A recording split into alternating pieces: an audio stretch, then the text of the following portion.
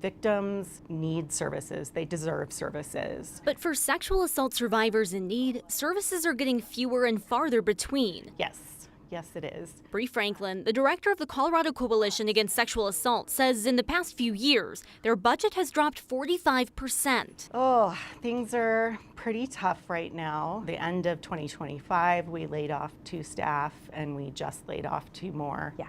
Elizabeth Newman with CCASA says staff that are left are having their hours and pay cut to keep things running. They're not alone. CCASA is not the only organization in this boat. This is a problem across the whole field.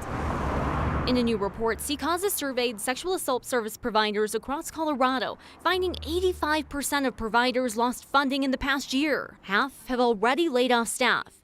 Half have cut multiple programs, and more than 50% of survivors weren't able to access services they need. It's not surprising to me. I think we're kind of in unprecedented times.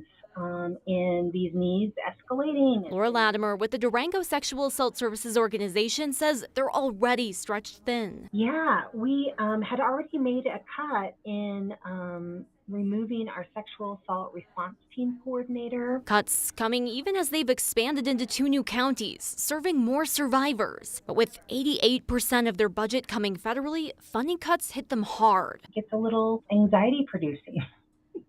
You know, like what other services are we not going to be able to provide in our community as a result?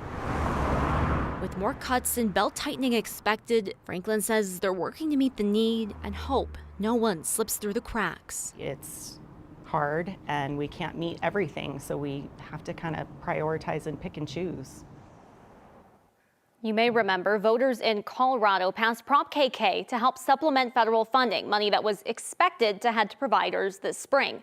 CCASA says what's been collected so far falls far short of expectations, and so far none of those funds have been released. They say it may be some time before providers see that relief. Rachel Krause, 9 News.